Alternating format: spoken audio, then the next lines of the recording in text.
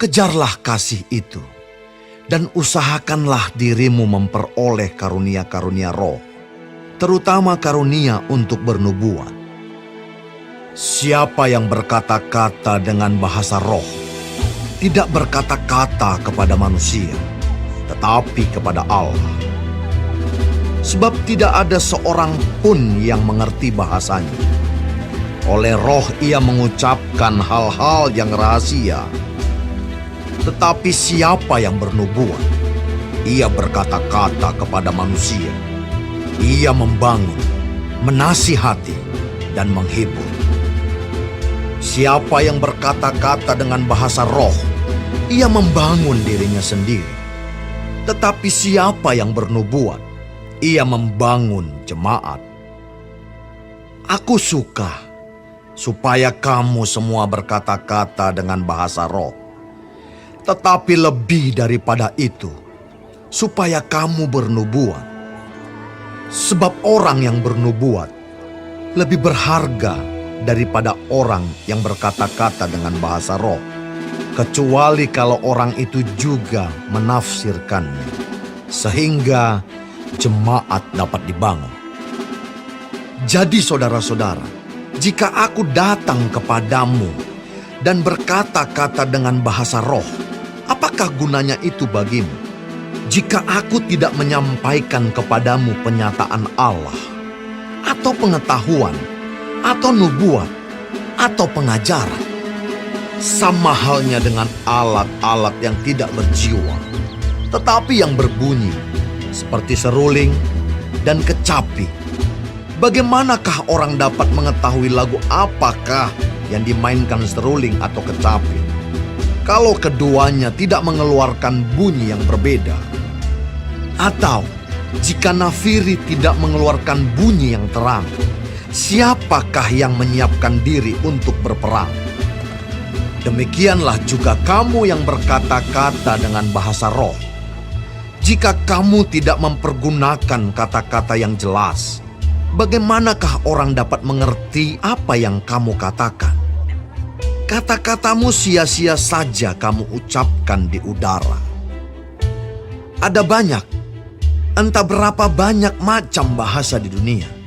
Sekalipun demikian, tidak ada satupun di antaranya yang mempunyai bunyi yang tidak berarti. Tetapi jika aku tidak mengetahui arti bahasa itu, aku menjadi orang asing bagi dia yang mempergunakannya, dan dia orang asing bagiku. Demikian pula dengan kamu.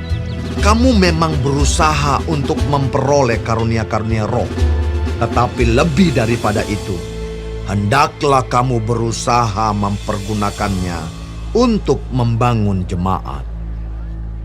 Karena itu, siapa yang berkata-kata dengan bahasa roh, ia harus berdoa supaya kepadanya diberikan juga karunia untuk menafsirkannya.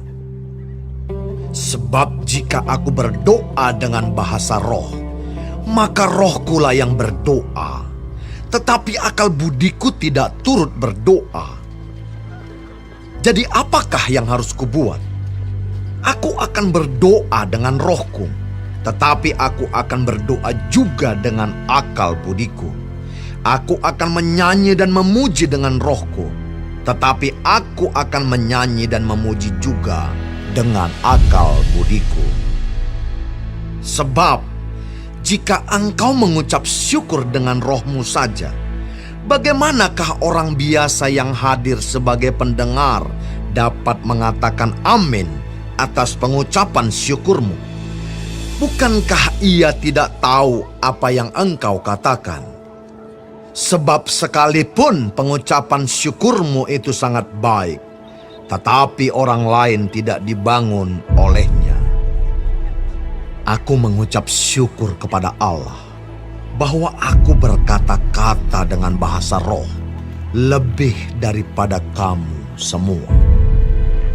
Tetapi dalam pertemuan jemaat, aku lebih suka mengucapkan 5 kata yang dapat dimengerti untuk mengajar orang lain juga, daripada beribu-ribu kata dengan bahasa roh.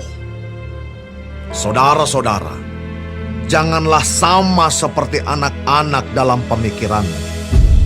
Jadilah anak-anak dalam kejahatan, tetapi orang dewasa dalam pemikiranmu.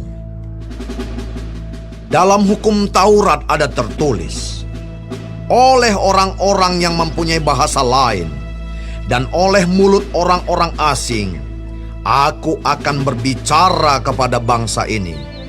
Namun demikian mereka tidak akan mendengarkan aku, firman Tuhan. Karena itu, karunia bahasa roh adalah tanda, bukan untuk orang yang beriman, tetapi untuk orang yang tidak beriman. Sedangkan karunia untuk bernubuat adalah tanda, bukan untuk orang yang tidak beriman, tetapi untuk orang yang beriman. Jadi, kalau seluruh jemaat berkumpul bersama-sama dan tiap-tiap orang berkata-kata dengan bahasa roh, lalu masuklah orang-orang luar atau orang-orang yang tidak beriman, tidakkah akan mereka katakan bahwa kamu gila? Tetapi kalau semua bernubuat, lalu masuk orang yang tidak beriman atau orang baru, ia akan diyakinkan oleh semua dan diselidiki oleh semua. Segala rahasia yang terkandung di dalam hatinya akan menjadi nyata, sehingga ia akan sujud menyembah Allah dan mengaku, sungguh Allah ada di tengah-tengah kamu. Jadi bagaimana sekarang saudara-saudara? Bila mana kamu berkumpul, hendaklah tiap-tiap orang mempersembahkan sesuatu. Yang seorang mazmur, yang lain pengajaran, atau penyataan Allah, atau karunia bahasa roh, atau karunia untuk menafsirkan bahasa roh. Tetapi semuanya itu harus dipergunakan untuk membangun. Jika ada yang berkata-kata dengan bahasa roh, biarlah 2 atau sebanyak-banyaknya 3 orang, seorang demi seorang, dan harus ada seorang lain untuk menafsirkannya. Jika tidak ada orang yang dapat menafsirkannya, hendaklah mereka berdiam diri dalam pertemuan jemaat, dan hanya boleh berkata-kata kepada dirinya sendiri dan kepada Allah. Tentang nabi-nabi, baiklah 2 atau 3 orang diantaranya berkata-kata, dan yang lain menanggapi apa yang mereka katakan. Tetapi jika seorang lain yang duduk di situ mendapat penyataan, maka yang pertama itu harus berdiam diri. Sebab kamu semua boleh bernubuat seorang demi seorang, sehingga kamu semua dapat belajar dan beroleh kekuatan. Karunia nabi takluk kepada nabi-nabi. Sebab Allah tidak menghendaki kekacauan, tetapi damai sejahtera. Sama seperti dalam semua jemaat orang-orang kudus, perempuan-perempuan harus berdiam diri dalam pertemuan-pertemuan jemaat. Sebab mereka tidak diperbolehkan untuk berbicara. Mereka harus menundukkan diri, seperti yang dikatakan juga oleh hukum Taurat. Jika mereka ingin mengetahui sesuatu, baiklah mereka menanyakannya kepada suaminya di rumah, sebab tidak sopan bagi perempuan untuk berbicara dalam pertemuan jemaat. Atau adakah firman Allah mulai dari kamu? Atau hanya kepada kamu sajakah firman itu telah datang? Jika seorang menganggap dirinya nabi atau orang yang mendapat karunia rohani, ia harus sadar bahwa apa yang kukatakan kepadamu adalah perintah Tuhan. Tetapi jika ia tidak mengindahkannya, janganlah kamu mengindahkan dia.